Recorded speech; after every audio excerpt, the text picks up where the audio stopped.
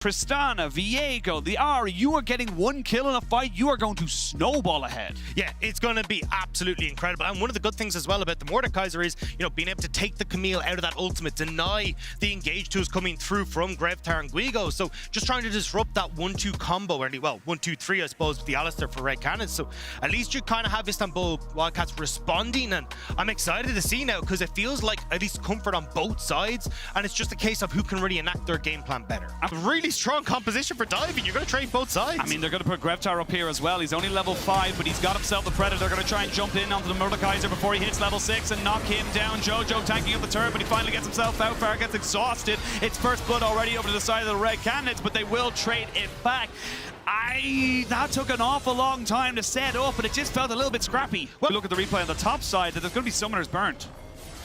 Yeah, I mean, you have 4 members here. Doesn't really work out. It was a really good pull coming through from Starscreen on the top side, just to make sure that you could actually delay this as much as possible. But Saren and Verret were in a really good spot here to actually turn this around. And as you're saying, bot lane is the real issue here. It's going to be going over to the side of Istanbul Wildcats. It's going to be the Rift Herald as well as the Dragon, unless the Red Canids feel like they can contest it. Smite comes in, double knockup as we get the smash, pulverize coming in. They're going to try and trade this one back. Holy Phoenix trying to see if he can save his support, but it was all for naught. They don't know exactly where he went because they have no vision.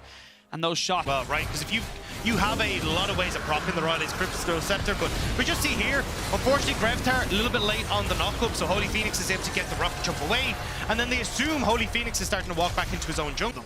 Well, we are going to see the Rift Herald being started by Aegis. He's going to try and just get himself over the wall real quick, but the full-on engage going to be coming in. The Galio ult has been committed as well. There's going to be the Mordekaiser isolating out Jojo. Not really the target you want as Saren's off on the backside of this. It's kind of 2 fights right now. Starscreen picks up his bounty. He gets all those extra nummy stats, and then they can continue the fight. Istanbul Wildcats, despite them losing their jungler, still come out on top. And they're sacking that top wave to see if he can jump onto Istanbul Wildcats. Here we go. They're going to do just that. There's the Hextech ultimatum coming in. They're going to have the ultimate as well, and that is Holy Phoenix deleted. Nothing he can do. Starscreen goes into the death realm, trying to take down Guigo as he's doing his very, very best. The charm will land there onto the Galio, but he comes back out and immediately gets deleted out of the distance. Out of nowhere, Red just called the play. And that's the wave couldn't be pushed in by the Mordekaiser. You can see it here, right? Grevtar says, screw topside, we're going for the play. Holy Phoenix is deleted. Oh, just gone instantly. And because you don't have that damage, and Red Canids were able to get here first, they can actually pull back, play towards their strengths, and catch out Starscreen as he tries to kill Guigo.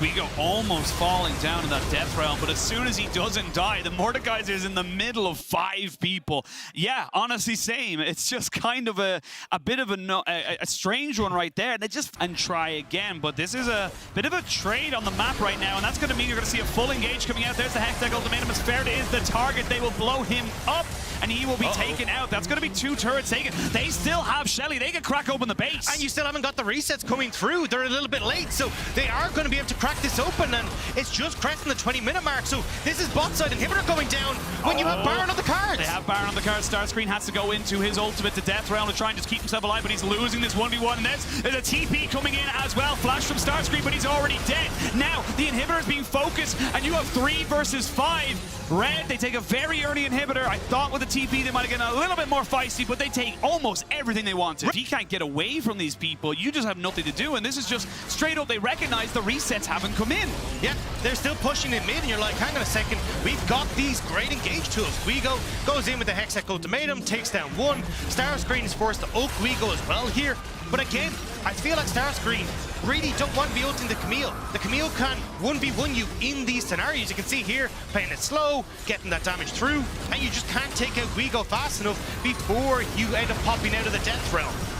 Frisky, feeling a bit better right now, and they're going to be able to start creating opportunities and movements around these dragons and objectives. And oh, hang on. Oh, they're going to go in. They're going to see if they can make Grevtar work for this one here. He goes golden after looking a little bit foolish and forced to get Jojo to try and maybe help him out. He's now going to try and return the favor, and this is just all a little bit scrappy, a little bit messy, but at the end of it, no one goes down just yet. We are going to have the heal coming out from Chichan as Aegis is just saying, hey guys, I'm taking the dragon, don't worry about it, but now he's a part of this fight. They will turn this one back around, but it's going to be a trade of supports, and now the fight's getting so all over the place. The shutdown comes down onto the gym, but it will be traded back straight away.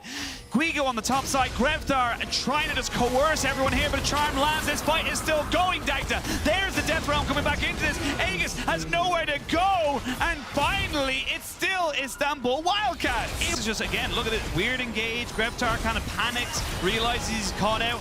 I think he's on you because he thought the charm was going to hit him. Yeah, and that's why you see the engage from Jojo, right? Jojo's like, all right, I got to go in hard because I have to be the one to tank this up with the ultimate, but now you don't have the Alistair ult, you don't have the Galio ult, and it just means that it's super easy to try and follow up on this. And again, like Jojo taken out of the equation before Starscream even needs to ult.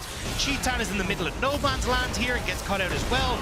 It all just feels very scrappy from Red. The panic button's basically been hit right, left, and center as soon as that initial engage went wrong. And this is the big problem that we're going to have with a lot of these teams, all these, younger and, slightly, lesser known regions, is that you are on the big stage. And, like, again, Grevtar just getting a little bit overhypey and then not really knowing how to, cover himself. But we're going to go straight back into the action as he gets the taunt down onto the Nautilus, and he's taken down. That's a good two-man Everfrost to try and get the charm down onto this Gallia, who eventually has a Zonya's back up. Starscream TP's in. Is he going to try and help out his team? It's a 1-for-1. Guigo goes in. Holy Phoenix goes golden as he tries to keep himself alive, but he gets sniped down from the curtain call, and it's all around the place. But at the end of it all, RED Canids still come out on top. A lot of work done. You're getting the key carries fed, like when you look at this Tristana, but you are kind of looking at Guigo having those 2 items completed. He's now threatened side. They have Tempo and Seren. They go in, but he does not land the hook. The charm does go down. They're going to have a TP coming off the back of this. Is it going to be Grevtar around the side to try and maybe make this work with the Predator? The Winds of War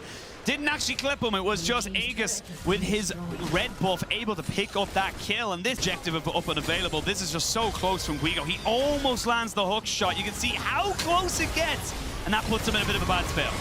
Yeah, I mean, look, Guigo is in a bad spot, but, I mean, Aegis we haven't really seen a huge amount from, but he's got damage with this lethality build. Winds of War just helps to finish him off with the Red Smite as well, get mid priority. And look at the vision control that they have on this bot side of the map as well. It is completely dark for Istanbul Wildcats. They can't go and face check this. No, they're going to have to try, though. You can see even with the invisibility, Jojo gets hooked up as he tries to make it engage. You've got Guigo going on the backside, but it's going to be a gold far-fetched to stop it. There's the Death Realm there, and you have no longer got a Camille, but you're in a little bit of a trouble here, Starscream. You're going to come back out into the real world, but just before he does, everyone piles in, and he goes golden. It's a double kill for the Viego as they're starting to really ramp up this fight. They're getting the reset, and they are slaughtering the RED Canids. It's a full, clean ace for the Istanbul Wildcats, and that could just be the game. It's Reset City, and Istanbul Wildcats are standing tall in the fight. 5 members still pushing in this mid lane, and I think you're right, Oshin. Look at the death timers. Istanbul Wildcats have done us. All it takes is one good fight, and it was absolute perfection. The TCL continue to have a fantastic record in going up against the CV LOL, and they will take down the Nexus and pick up their first win of MSI 2022. And you can see how well Istanbul Wildcats were able to set themselves up in these fights. Starscream instantly ulting the Camille, taking away that combo that the entire RED Canids were trying to work around with the Camille and the Galio. You end up picking off Guigo before he can really be a threat in these fights. And from that point forward, Holy Phoenix, he's got free reign. He's able to do whatever he wants in these fights.